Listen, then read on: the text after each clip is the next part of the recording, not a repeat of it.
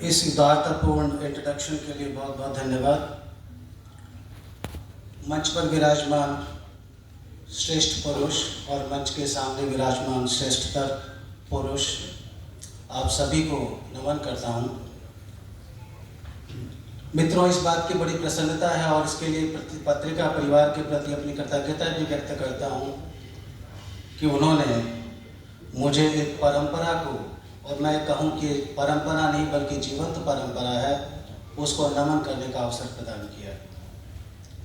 और ये जीवंत परंपरा सिर्फ दुनिया को समाचार देने की नहीं, अपितु समाज निर्माण की जीवंत प्रक्रिया है। मित्रों, मैं याद करता हूँ उन दिनों को, शायद 80-90 का दशक था, जब आओ गांव चले स्तंभ प्रारंभ हुआ।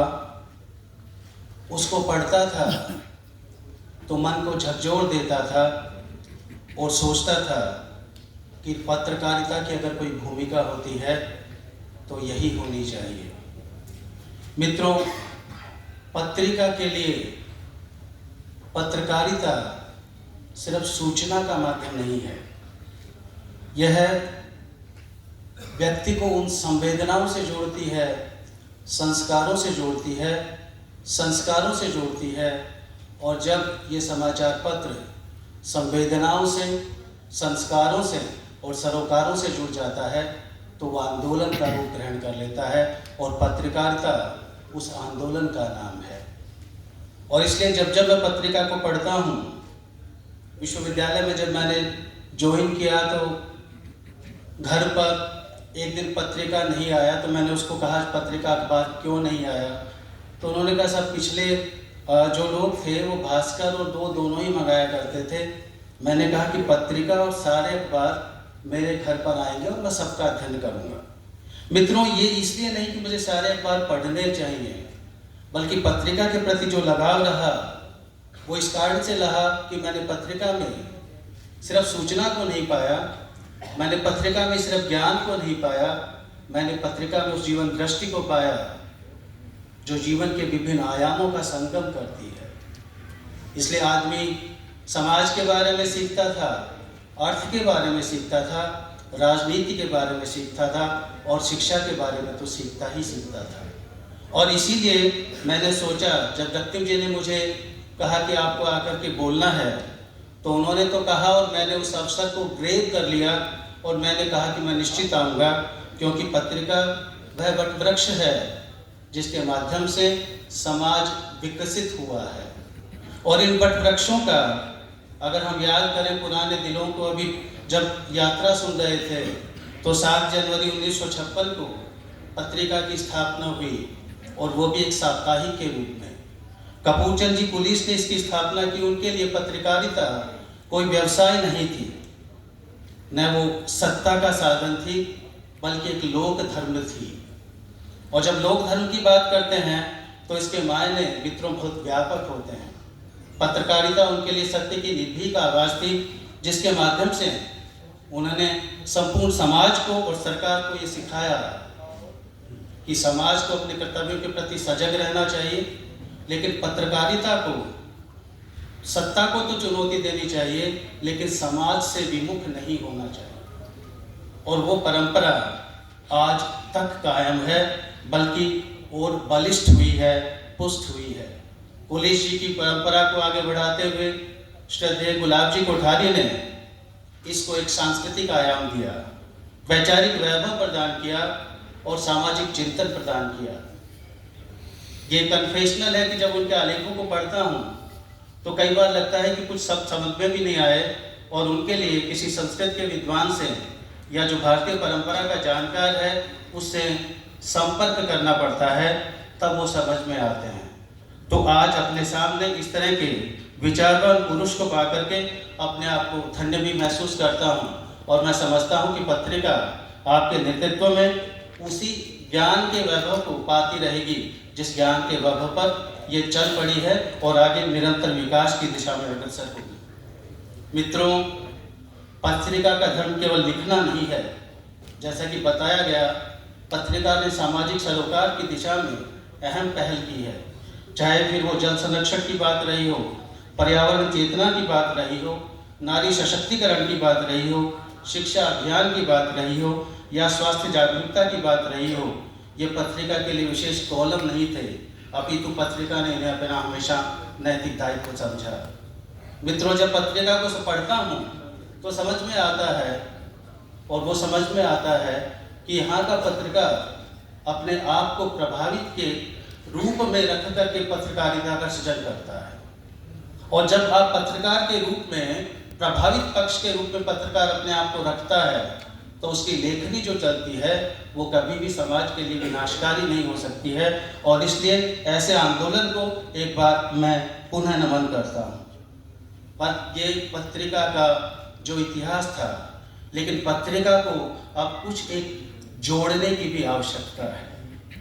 मित्रों, अब ये ज़माना इकोनॉमिक नेशनलिज्म और टेक्नो पैट्रियोटिज्म का है, और पत्रिका को इस संदर्भ में इस बात को एक आंदोलन के रूप में बढ़ाना होगा कि राष्ट्र के आर्थिक भविष्य का निर्माण कैसे हो।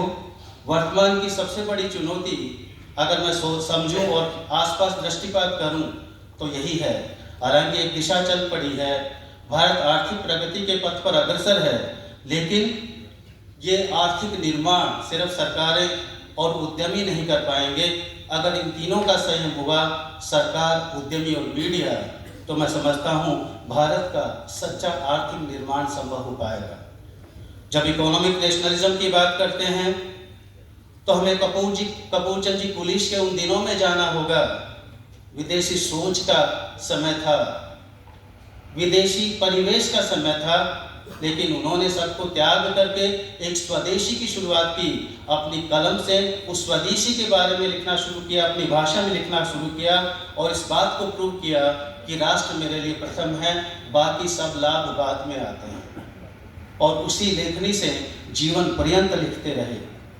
आर्थिक राष्ट्रवाद को स्थापित करना मेरी राय में इसलिए पत्रिका का उद्देश्य होना चाहिए। इस आर्थिक राष्ट्रवाद को जब हम स्थापित करेंगे तो कैसे स्थापित होगा? आर्थिक राष्ट्रवाद स्वदेशी उद्योगों को प्रोत्साहित करना, स्वदेशी उद्यमियों को एक पहचान देना और उपभोक्ताओं तक इस बात को ले जाना कि स्वदेशी का प्रयोग करके आप कितना राष्ट्र निर्माण में योगदान दे सकते हैं। अगर इसकी कोई अलग जगा सकता है तो वो पत्रिका जैसा अखबार ही जगा सकता है।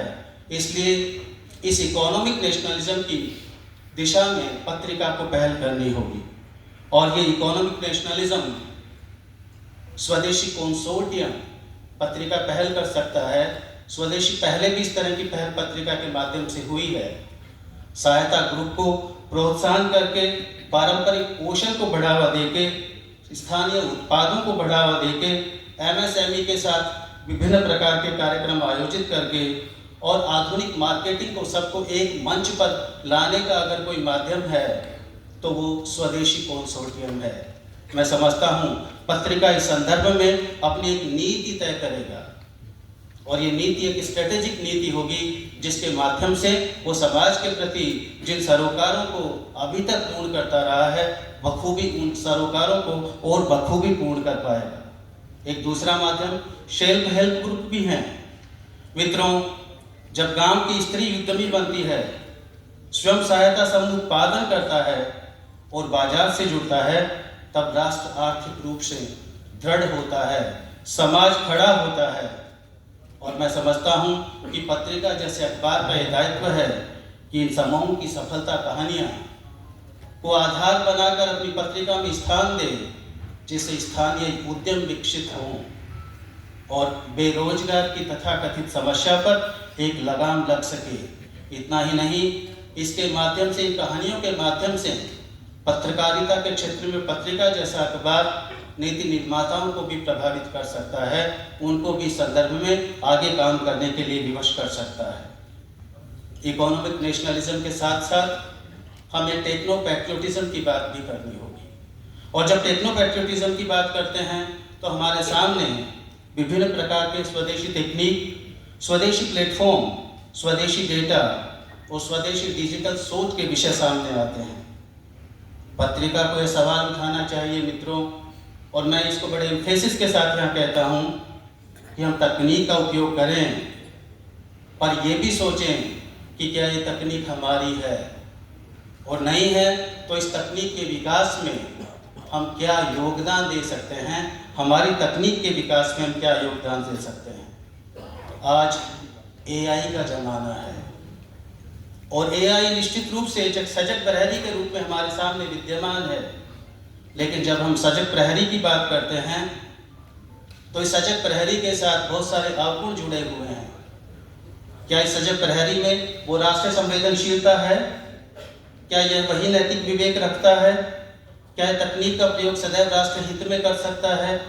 इन सब प्रश्नों को सोच के बारे में एक व्यक्ति ही सोच सकता है, और मैं समझता हूँ कि इसके बारे में अगर सोचने की कोई क्षमता रखता है तो पत्रिका जैसा विश्वसनीय अखबार, विश्वसनीय समाचार पत्र ही रखता है। पत्रिका जैसी विश्वसनीय संस्था का इसलिए दायित्व है कि सत्यापन की संस्कृति को सुदृढ़ करें, पाठकों को डिजिटली साक्षर करें और तकनीकी राष्ट्रवाद का नेतृत्व भी करें। मित्रों, एआई के युग में पत्रकारिता का उद्देश्य केवल सूचना देना मात्र नहीं है, अपितु सूचना का अर्थ गढ़ना है। और जब सूचना का अर्थ गढ़ा जाता है तो उसके विभिन्न मायने निकलते हैं। हमारे सामने सबसे बड़ा संकट है, अभी कन्वीनर महोदय कह रहे थे, फेक न्यूज़। और दूसरा जो एआई के साथ जो दूसरी समस्या पैदा हुई है वो ये एल्गोरिदम बायस की। इस एल्गोरिदम बायस को हम हमारी पत्रकारिता में किस तरह से दूर करेंगे, ये हमारे सामने बहुत बड़ी चुनौती है। और इसलिए पत्रिका जैसे अखबारों की भूमिका जो मूल्यनिष्ठ हैं, जो सत्यनिष्ठ हैं और सदा हमेशा समाज के सरोकारों के प्रति समर्पित रहे हैं, इसलिए पत्रिका जैसे अखबारों की यहाँ दायित्व और बढ़ जाता है। पत्रकारिता और विशेष रूप से राजतंत्र पत्रिका मूल्य निष्ठा एवं लोकतंत्र की प्रतीक है। पत्रिका की सकारात्मक राजनीति ने शिक्षा, समाज और अर्थनीति को नवीन एवं मूल्य विस्तारक विषय प्रदान किए हैं।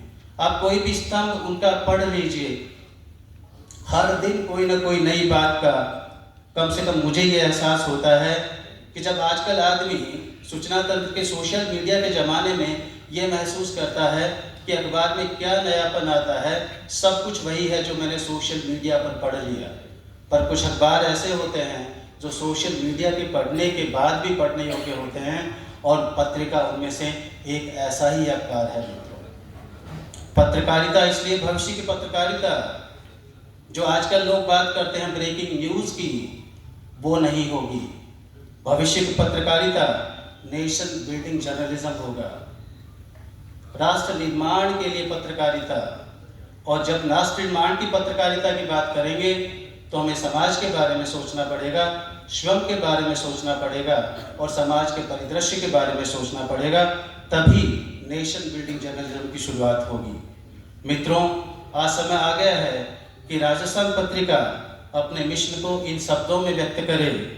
मैं ये शब्द आपके लिए पढ़ करके सुनाता हूँ। आर्थिक राष्ट्रवाद की स्थापना, स्वदेशी अर्थव्यवस्था का विस्तार, सेल्फ हेल्प ग्रुप के माध्यम से जमीनी सशक्तिकरण और टेक्नो पैट्रियटिज्म के माध्यम से भारत का आत्मनिर्भर भविष्य। निष्कर्षतः पत्रिका युग की शुरुआत इस विश्वास के साथ करनी होगी, शब्द राष्ट्र के हों, अर्थ स्वदेशी हो, तकनीक भारत की हो, यही पत्रकारिता का भविष्य है। अंत में यही कहना चाहूँगा कि पत्रकारिता एक चेतना है, एक परंपरा है। पत्रिका एक अखबार नहीं, एक संस्था नहीं, अपितु एक जीवंत राष्ट्रीय चेतना है, नेशनल कॉन्शियसनेस है, और वो भी लिविंग नेशनल कॉन्शियसनेस। पुलिस जी की तपस्या, माननीय कोठारी जी की वैचारिक ऊंचाई और पत्रिका के सामाजिक सरोकारों, इन सब ने मिलकर पत्रकारिता को एक सेवा यज्ञ बनाया है। मेरी एक बार कृतज्ञता और बधाई कि पत्रिका अपने इसी मार्ग पर चलते हुए राष्ट्र को राह दिखाता रहेगा। इसी आशा के साथ धन्यवाद एवं आभार। बहुत बहुत आभार कुलगुरु सुरेश अग्रवाल जी।